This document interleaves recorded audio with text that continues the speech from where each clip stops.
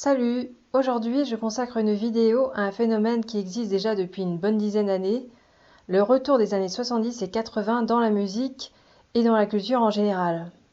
On assiste à un retour des années 80 dans la mode, et il existe une série Netflix qui s'appelle Stranger Things, qui est clairement inspirée des années 80. En France, il y a beaucoup de concerts consacrés aux années 80. Il y a beaucoup d'artistes des années 80 qui se remettent à faire des tournées. Sorti en 2019, Blinding Lights de The Weeknd a été un énorme tube mondial. Ce tube a des sonorités très années 80, mais modernisées et remis au goût du jour. Par ailleurs, la liste des tubes et des artistes qui se revendiquent aujourd'hui de l'influence des années 70 et 80 est nombreuse et bien loin d'être exhaustive. On dirait que les artistes actuels cherchent à rendre hommage aux artistes du passé. De nos jours, la plupart des musiques sont des interpolations ou des samples de tubes des années 70 et 80. Par exemple, la chanson Cold Heart, chantée en duo par Elton John et Dua Lipa, comprend des reprises de vieux tubes d'Elton John, mais remixées à la sauce disco. À ce qui paraît, la mode suivrait des cycles de 30 ans. Ce qui veut dire que dans les années 2020, on va aller repiocher dans les années 90. Tout cela est dû à un phénomène de nostalgie. En effet, l'opinion la plus couramment répandue sur les années 70 et 80, c'est que c'était mieux avant. Si je consulte la définition du mot nostalgie dans un dictionnaire, je lis « trouble psychique provoqué par l'éloignement du lieu habituel d'existence ». Ensuite, la seconde définition « regret mélancolique d'une chose, d'un état, d'une existence que l'on a eue ou connue, désir d'un retour dans le passé ». Et puis, une troisième définition. Regret mélancolique d'une chose, d'un état, d'une existence que l'on n'a pas eue ou pas connue. Désir insatisfait. Donc la nostalgie est une réaction vis-à-vis d'une époque dans laquelle on a vécu, ou bien vis-à-vis d'une époque que l'on aurait voulu connaître. Autrement dit, il y a deux cas de figure. Il y a la réalité et il y a le fantasme. La nostalgie est une réaction d'insatisfaction vis-à-vis du présent. C'est une sorte de doudou affectif qui permet de lutter contre le stress et l'anxiété. Les causes de la nostalgie sont le sentiment d'insécurité vis-à-vis de l'avenir et le besoin de se rattacher à une communauté.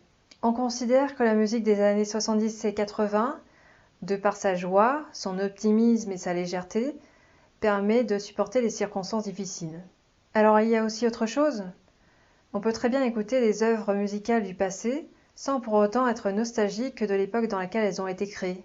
Par exemple, j'écoute du Jean-Sébastien Bach et je ne suis pas nostalgique de l'époque baroque. Comme je l'ai déjà dit avant, les gens, qu'ils aient vécu ou pas dans les années 70 et 80, te diront la même chose, à savoir que c'était mieux avant. En effet, il existe beaucoup d'idées reçues sur cette époque. Tout d'abord, il y avait beaucoup plus de liberté d'expression à la télévision. On avait le droit de fumer sur les plateaux, on voyait des filles qui étaient complètement dénudées sur les plateaux de télévision, des fois il y avait des débordements, et surtout, les personnalités artistiques avaient le droit de dire leur opinion politique. Alors il y a eu Serge Gainsbourg qui a brûlé un billet de banque sur un plateau télé en direct, il y a eu Balavoine qui exprimait sa colère vis-à-vis de Mitterrand, et il y a aussi eu Coluche qui exprimait ouvertement ses opinions politiques, et qui d'ailleurs a fait de la politique. En fait, c'est dans les années 80 que la télévision est devenue un véritable média de masse. Mais on croyait qu'il y avait de la liberté d'expression alors que la télé était entièrement sous contrôle de l'État à cette époque. Ensuite, que les jeunes avaient beaucoup plus de vie sociale parce qu'il n'y avait pas Internet et qu'il n'y avait pas de téléphone portable. Qu'on adorait faire les fêtes et qu'on s'amusait plus. L'autre idée reçue qui existait dans la musique, c'est qu'on pouvait devenir artiste juste pour le plaisir et pas avec cet impératif de rentabiliser l'industrie du disque. On croyait que chaque chanson pouvait être originale et qu'elle n'était pas du tout formatée par l'industrie musicale. Enfin, il y avait plus d'insouciance et de liberté à cette époque. Alors forcément, les gens qui avaient 20 ans dans les années 80, ils trouveront que la vie était plus facile à cette époque. Parce que quand on a 20 ans, la vie est toujours mieux que quand on a 60 ans. Et puis notre mémoire est sélective. En fait, on préfère se rappeler des bons moments plutôt que des mauvais moments. Parce qu'en fait, tout n'était pas plus facile à cette époque, d'un point de vue économique et politique. Tout d'abord, il y a eu la crise du pétrole au milieu des années 70. Il y a eu des guerres, il y a eu des catastrophes écologiques comme Tchernobyl et Bhopal. Pourtant, la musique disco des années 70 reste une utopie, tout comme mai 68. Le disco serait le seul genre musical à rassembler les gens de toutes les races, de toutes les classes sociales et de tous les âges. D'ailleurs, le film blockbuster Intouchable utilise une musique typique des années 70, Earth, Wind and Fire. Au lieu d'utiliser du rap, ils ont pris de la disco. Alors évidemment, petit aparté, moi je trouve en fait qu'il y a beaucoup de clichés dans le film, à savoir que soi-disant les Noirs auraient le rythme dans la peau et seraient des super danseurs. En tout cas, le film y perpétue l'utopie que même des gens de banlieue et des riches du 16e arrondissement de Paris pourraient se rassembler sur la musique disco et danser dessus. De la même manière, les concerts qui sont consacrés aux années 80 de nos jours y fédèrent des familles entières et rassemblent plusieurs générations de public. Alors je crois qu'il existe un autre fantasme au sujet des années 70 et 80, à savoir qu'on pouvait se droguer et baiser sans entrave. Alors dès le milieu des années 70 et dans les années 80, on a découvert qu'il y avait le sida. Tout simplement, à cette époque, on croyait encore que c'était seulement dans les communautés noires et gays que ça existait. En fait, il a fallu attendre les années 90 pour se rendre compte que finalement, eh bien, on était tous concernés par le sida. Et c'est à partir de cette époque que les campagnes de sensibilisation dans les mass médias ont commencé. Dans l'inconscient collectif, les années 70 et 80 symbolisent l'âge d'or, le paradis perdu. Cette époque, on pouvait avoir des relations sociales normales. Cette époque où en fait on n'avait pas encore de téléphone portable et qu'on n'avait pas encore internet.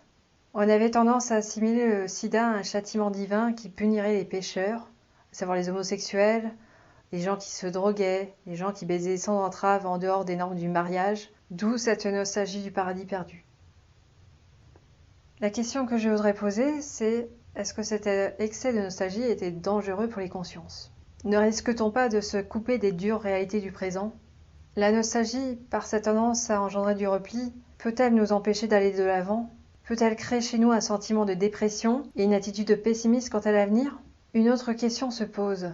L'industrie de la musique mise-t-elle sur des samples des années 70 et 80 à des fins de rentabilité financière ?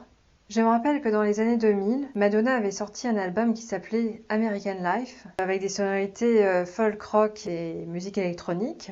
Et c'était un album qui était politiquement engagé, qui était très contestataire et critique envers le mythe du rêve américain et de la guerre en Irak. Et cet album n'avait pas fonctionné, il a été un échec commercial. Et après, par la suite, elle est sortie Confessions on a Dance Floor, qui comprenait en fait beaucoup de samples de tubes des années 70 et 80, avec des sonorités disco. Et cet album a été un grand succès commercial. Pour en revenir au film Intouchable, on se doute bien que c'est en partie grâce à la bande-son qui comportait en fait des tubes des années 70 comme Earth, Wind and Fire, qui a permis au film de vraiment rencontrer le succès qu'il a eu. La musique des années 70 et 80 est-elle devenue une valeur sûre d'un point de vue financier pour l'industrie musicale ? Est-elle plus commerciale que les autres styles de musique ? Ce qui vient du passé, ce sont des références sûres, c'est ce que l'on connaît déjà. Comme ça, au moins, eh bien, on ne prend pas de risque au niveau de la création. L'industrie de la musique est-elle encore capable d'innover de nos jours, au lieu de sans cesse remettre au goût du jour ce qui a déjà été fait dans le passé ?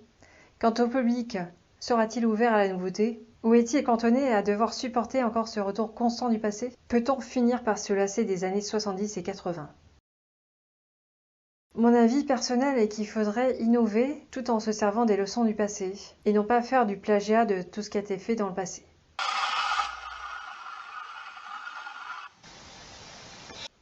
N'hésite pas à donner ton avis dans les commentaires. Si tu as aimé cette vidéo, n'hésite pas à la liker et abonne-toi à ma chaîne.